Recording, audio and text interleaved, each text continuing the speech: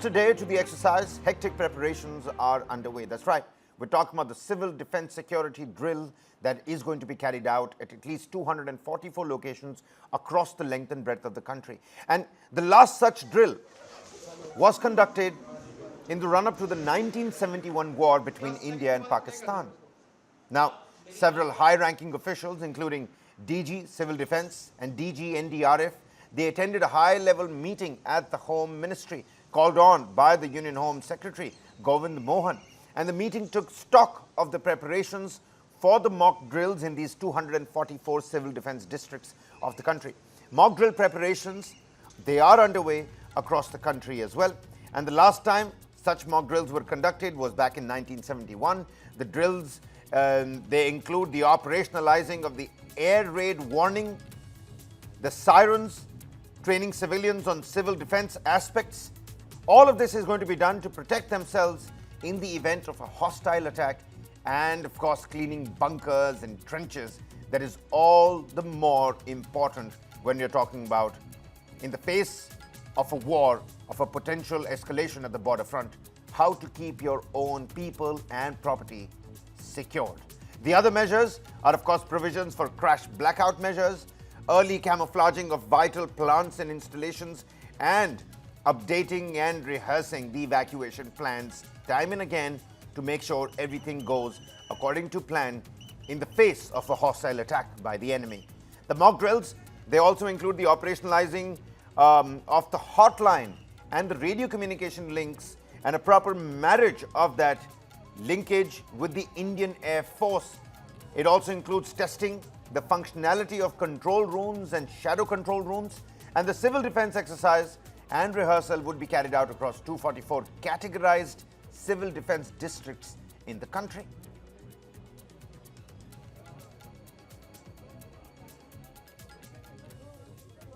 उन्होंने हमें पूरा यही समझाया कि हम अपने आप को कैसे प्रोटेक्ट कर सकते हैं इस टाइम पर, कैसे हम दूसरों को भी प्रोटेक्ट कर सकते हैं। जैसे उन्होंने हमें पूरा बताया कि अगर हम स्कूल के अंदर हैं तो हम क्या बहुत प्रिवेंटिव चेक्स ले सकते हैं, और बाहर हैं तो हम क्या करेंगे, घर पे हैं तो हम क्या करेंगे। तो हमें बहुत अच्छा लगा कि उन्होंने इस पूरा हमें समझाया। पूरा उन्होंने हमें जैसे टीवी पे उन्होंने हमें लगाया था सायरन की, उन्होंने आवाज़ वो की थी जैसे कि अगर आप बॉम्ब्स वगैरह उस टाइम आ जाएं तो हम डेस्क के नीचे जा सकते हैं, किसी को भी फर्स्ट एड भी हम दे सकते हैं उस टाइम पे, हमें पूरा बताया। हमें ड्रिल में बताया कि हमें अगर क्लासरूम में हैं हम तो हम डेस्क के नीचे कैसे छुप सकते हैं।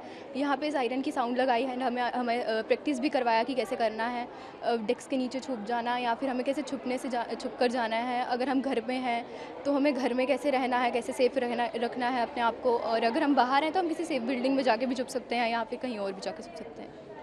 हमें ये सिखाया जा रहा है कि सबसे पहले तो हमें वहाँ पर ऐसा नहीं है कि जब वॉर हो जाए तो हम घबरा जाएं बहुत ज़्यादा, हमें काम भी रहना पड़ेगा और ये मेंटली पहले ही प्रिपेयर होना पड़ेगा कि उस वक्त हम कैसे काम रहें। और हालांकि सिचुएशन तो थोड़ी सी ज़्यादा ही खतरनाक ही होगी, लेकिन तब भी हमें इंटेलिजेंटली चीज़ों को करना है, हैंडल करना है। 7th May is the day when India will be conducting mock drills across 244 districts in various states. So these states should be the states adjoining our borders with Pakistan and the coastal states. That is what is predicted. And what will these mock drills include is the operationalizing of air raid sirens.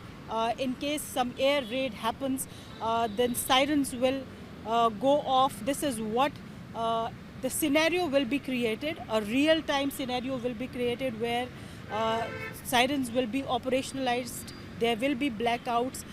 The lights will go off, and then there will be a situation will be created where people will be made to evacuate from the places or take shelters, and there will be a drill of camouflaging the entire vital installations and plants of the country.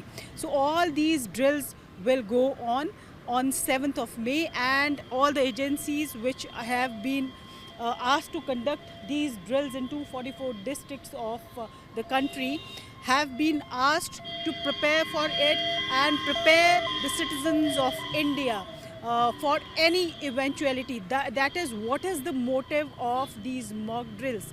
it means that you are preparing for something untoward which is predicted to happen, and it is a test of if you are prepared, if the civilians are prepared for such situation, and if the government agencies, whether defense or civil government agencies, are they prepared for a situation like this. And if they are not prepared, then these drills will make them practice to be prepared for these kind of situations. Nivriti Mohan, News 9. Now, following the Home Ministry's directive, multiple states across the country, they're going to be conducting these mock drills, just like my colleague Nivriti was mentioning. Preparations in Mumbai, it seems, are pretty much complete. Maharashtra Civil Defence DG Prabhat Kumar confirmed that several locations in Mumbai will see full-scale mock drills. Here's a quick conversation with the DG. Listen in. Civil defence के DG Prabhat Kumar इस वक्त हमारे साथ बातचीत करेंगे। मुझे sir, कल mock drill है, क्या क्या तैयारी है आप लोग के, कितने जवान जो है इसमें शामिल होंगे? कल सिविल डिफेंस की तरफ से मॉक ड्रिल का आयोजन किया जा रहा है। महाराष्ट्र में करीब 10,000 ट्रेंड वॉलंटियर्स इसमें भाग लेंगे। महाराष्ट्र के कोस्टल डिस्ट्रिक्ट्स में और मुंबई में इसकी मॉक ड्रिल की जाएगी। उसके बाद हम फीडबैक लेंगे कि कहाँ पे हमारी सिविलियन तैयारी में कोई कमी है क्या, उसमें क्या क्या हम कर सकते हैं। उसी जानकारी के हिसाब से हमारे पास जैसी भी फीडबैक आएगी, हम उसमें अगर इम्प्रूव करने की आवश्यकता रहेगी तो हम इम्प्रूवमेंट। सर, मुंबई में कहाँ पर होगा, कितने लोकेशन आपने डिसाइड की है? पूरे मुंबई में होगा, वार्ड वाइज होगा। वहाँ पे वॉलंटियर्स, वहाँ सबको पता है कहाँ पे उनको एक्टिवेट करना है और ट्रेनिंग के हिसाब से वहाँ पे कार्रवाई। किन किन नियंत्रणों का आपने इसमें जो है शामिल होने वाला है, और कैसे जो पब्लिक है, जब जनता है, वो पैनिक न हो इसके लिए भी क्या सब बनाए? इसमें खास करके फायर सर्विसेज और मेडिकल से रिलेटेड जो भी यंत्रणा है, ये लोग उसमें काम करेंगे। But even as India issues these nationwide civil defense advisories amid heightened tensions with, of course, our neighbor Pakistan after the Pahalgam attack, it is worth asking, how do countries already at war shield their civilians? Well, at this point in time, let's talk about two countries that we can certainly speak for. Both Israel and Ukraine have engaged in active conflict zones, have evolved robust systems to protect civilians during enemy airstrikes. From sirens and shelters to school drills and mobile alerts, these nations show what readiness looks like when war is at your doorstep. Let's take a quick look at how Israel's Home Front Command and Ukraine's urban defense drills prepare ordinary people for extraordinary situations in the face of a war. Now, first up, case in point, Israel. Since its birth in 1948, Israel has fought many wars with its Arab neighbors and thus developed a comprehensive system of civil mock drills, including bunkers and air raid sirens. Israel calls it a civil defense mechanism. It calls it as the Home Front Command, which issues instructions to citizens in case of conflict. The Home Front Command, which works as a unit of the Israeli Defense Forces, conducts regular mock drills which involve schools, businesses, public transportation. The most common element of the Israeli mock drill includes the missile alert system, which is also called Red Alert. This is the same Red Alert system that helps the ordinary people to make their way into bunkers in the face of hostile missile attacks. And it is mandatory in Israel for residential housing to have a bomb shelter or an access to it in a short time. During the mock drills, families, school children, they are required to practice running to bomb shelters and ducking while they are on the roads and highways, and wait until you get an all-clear signal. On the other hand, let's also talk about Ukraine, because since the war broke out between Ukraine and Russia back in 2022, the air raid sirens that were once a rarity have become a regular routine in the lives of Ukrainians. The authorities in Ukraine now carry out regular mock drills in schools, offices, and neighborhoods to teach people how to respond to missile and bomb threats.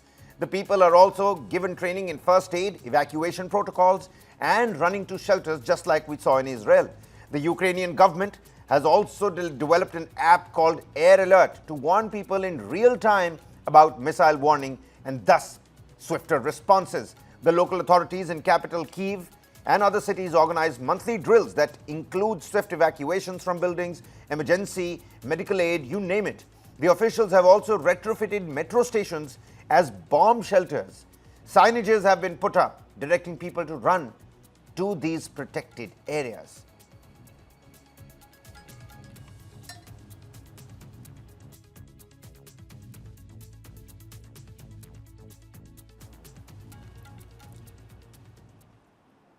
Now, let's shift our focus back to the India-Pakistan escalation. And on that note, we've got Pakistan that is now crying foul and claiming that India has released a high volume of water after halting the flow for nearly a day in the Chenab River. Pakistani authorities have alerted residential areas and the residents along the river route about a sudden surge in water flow levels and the threat of potential flooding. Pakistan's irrigation officials said the flow of water at Head Marala jumped to 28,000 cusecs when only hours earlier the river was nearly dry. Flood alert has been notified in Sialkot, Qadirabad and other areas as well. After nearly a day of holding water, the dams, they've been opened up and those dry river beds suddenly flooded with the Chenab River water.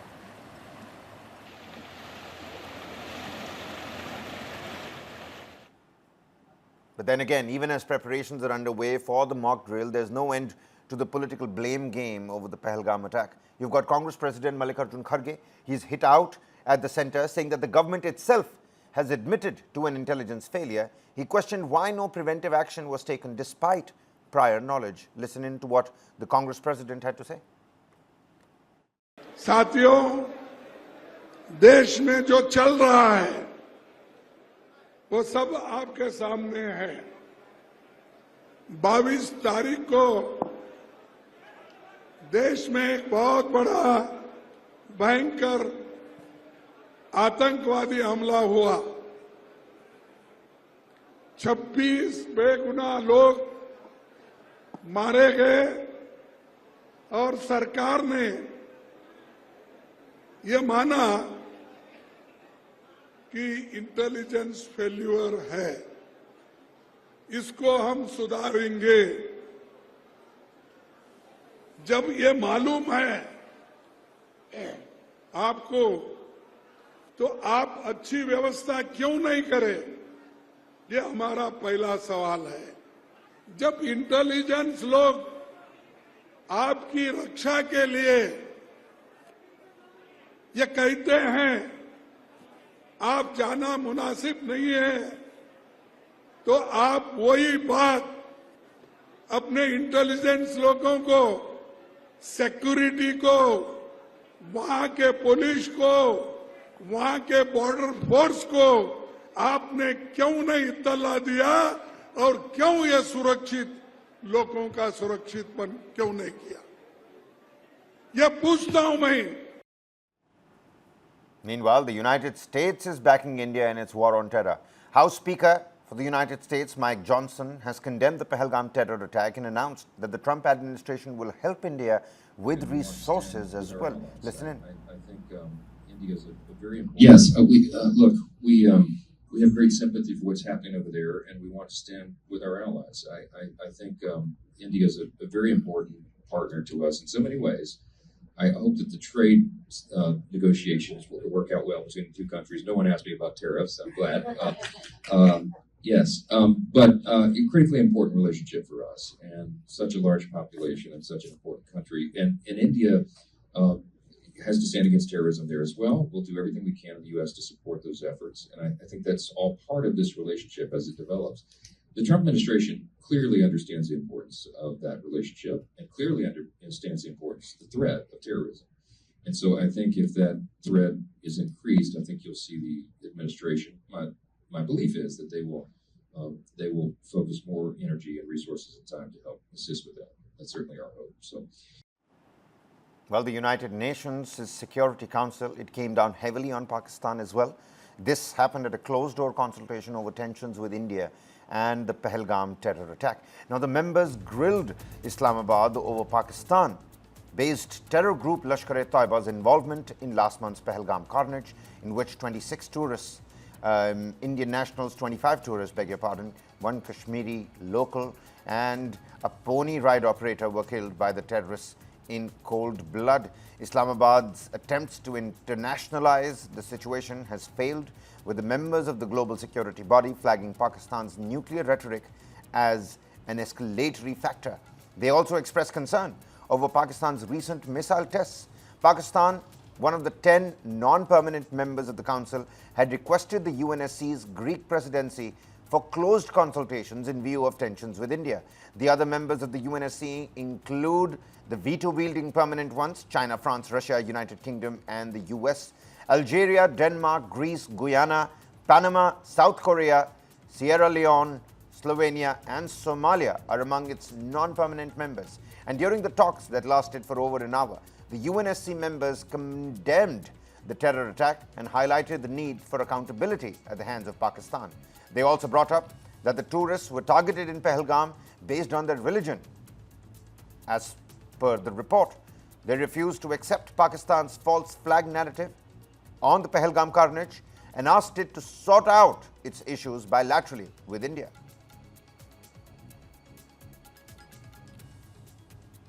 But then again, how is that possible? Because you're getting alarming escalations in the rhetoric. Pakistan's Defense Minister, Khwaja Asif, has issued yet another threat. He warned that if Pakistan's existence is threatened by India, quote unquote, nobody will survive in this world. His words: if Pakistan goes down, it will take the world down with it. Take a look. यहाँ पे अगर किसी इस किस्म की वो mentality अगर मोदी ने अप्लाई करने की कोशिश की जो गज़ा में अप्लाई हो रही है या जो नेतन्याहू अप्लाई कर रहा है या जो नेतन्याहू के जो अलाइज हैं वो अप्लाई कर रहे हैं, उनको उसको मदद कर रहे हैं, उसको मुसल्लह कर रहे हैं, तो यहाँ पे आगे पाकिस्तान जो है वो उस तरह का जवाब देगा कि तारीख़ याद रखेगी कि किसी कौम ने आगे से जवाब दिया था। तारीख़ याद रखेगी।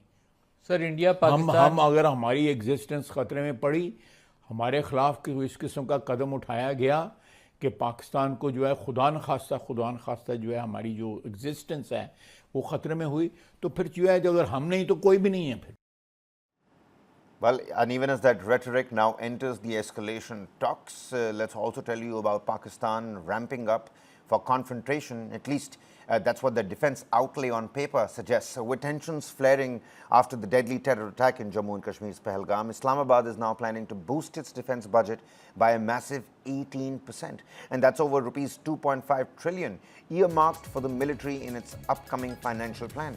Pakistan's ruling coalition of PMLN and PPP has greenlit this hike, calling it a response to heightened security threats from India. And this comes even as both countries have taken hardline steps, from airspace closure and snap trade routes to India suspending the Indus Water Treaty and scaling down diplomatic ties. Add to that Pakistan's recent missile launches, the Abdali and the Fatah, and it paints a worrying picture. Not just budget priorities shifting, but a mindset edging dangerously close to war preparedness. Military outlay to go up by 18% amid the Indo-Pak tensions.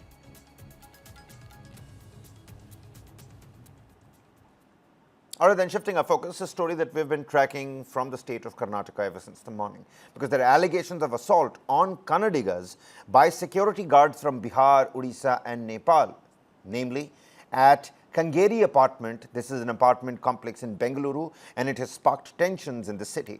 A major incident of alleged violence has emerged from the Sunworth Provident apartment near Dodabele in Kangeri in Bengaluru, where residents have accused a group of non-Kannada speaking security guards of assault. Now, according to residents, over 30 to 40 security guards, reportedly from Bihar, Odisha and Nepal, attacked a few Kannada speaking residents of the apartment complex late last night at around 8:30 p.m. The trigger appears to have been a disagreement over access protocols for a courier delivery earlier in the day. Here are some reports. My colleague Vajji has been on the story ever since the morning. Take a look.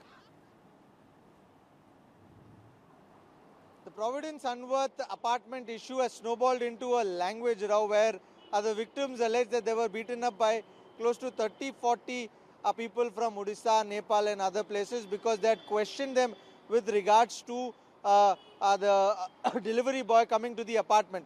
I have the security workers also who were there at that spot of time. Let us speak to them and get their version of the entire story. पहले हमें बताइए उस वक्त हुआ क्या था, ये शुरुआत कैसे हुई है? एक्चुअली डिलीवरी बॉय आया था उनका फ्लैट में नहीं, और 1202 में गया था डिलीवरी बॉय, तो उस टाइम करंट कट हो गया था, वो स्टेयरकेस यूज़ किया, तो डिलीवरी बॉय को इन्होंने गाली दिया, पहले गाली दे के तू चोरी कर रहा है, मेरा शू ले लिया है, वो ले लिया, झगड़ा हुआ। हमको सिक्योरिटी गार्ड ने इन्फॉर्म किया सर ऐसा झगड़ा हो रहा है बोल के, तो हम लोग उधर गया, ऐसा झगड़ा हो रहा है क्या हो रहा है बोल के हम लोग उधर गया, तो डिलीवरी बॉय को हम लोग बोला आप जाइए, आपका एंट्री है, सब कुछ है, तो ये लोग नहीं छोड़ा, उसको नहीं जाना दीजिए, हमको नहीं दिया जाने के लिए बोला। बाद में हम लोग उनको बोला ठीक है सर, हम लोग रिस्पॉन्स लेते हैं, उनको जाने दीजिए डिलीवरी बॉय को। वो जाने के बाद हम लोग को बोला तुम मेरा शू का पैसा इधर ही पेमेंट करना है, तुम लोग इधर ही मेरे शट आउट करके दे दो। कौन सा शू का पैसा? उनका जो चोरी हुआ था आफ्टर 2 मंथ पहले, उनका कुछ शू चोरी हुआ था, उनका पता नहीं हमको, मालूम नहीं। वो बोल रहे थे ऐसा चोरी हुआ है बोल के। बाद में हम लोग उनको बोला सर क्लब हाउस चलिए, कुछ प्रॉब्लम है तो क्लब हाउस में सेटलमेंट कर, वो कंप्लेंट दीजिए, नहीं तो आप टिकट राइज कीजिए, जो है आप क्लब हाउस में जाके कर दीजिए। नहीं आप लोग नहीं जाना, हम लोग को लिफ्ट में जाने के लिए भी नहीं दिया, होल्ड करके रखा हम लोग को उधर ही, आधा घंटा उधर ही होल्ड किया, हमको जाने के लिए नहीं दिया। बाद में हम लोग आ रहे थे, हमको पीछे से मेरा गला ऐसा पकड़ लिया, मेरे को खींच के उधर ले लिया। बाद में मेरा सर में और मेरा सीनियर था ऐसो, उनको भी पकड़ के, उनका गला पकड़ के मेरे हाथ से डिवाइस, कंपनी का डिवाइस था जो एंट्री होता है नो ब्रोकर का, वो डिवाइस ले लिया। उनका जो पर्सनल मोबाइल था वो भी ले लिया उन्होंने। तो हमारा जो सुपरवाइजर था उनको डिवाइस रिटर्न कर दिया उन्होंने, और उनका पर्सनल मोबाइल जो है अभी तक भी नहीं मिला। हम लोग पुलिस स्टेशन आए हैं, उनका मोबाइल भी अभी तक नहीं दिया उन्होंने। बाद में हमको कहना है कि आप लोग कुछ 30-40 लोग इधर उधर से आके मारे हैं उनको। सर हम लोग 30-40 आदमी एक आदमी को मारने से वो होगा क्या सर? वो कुछ होता है क्या? हम लोग नहीं गया था, हम लोग उधर ही गए थे।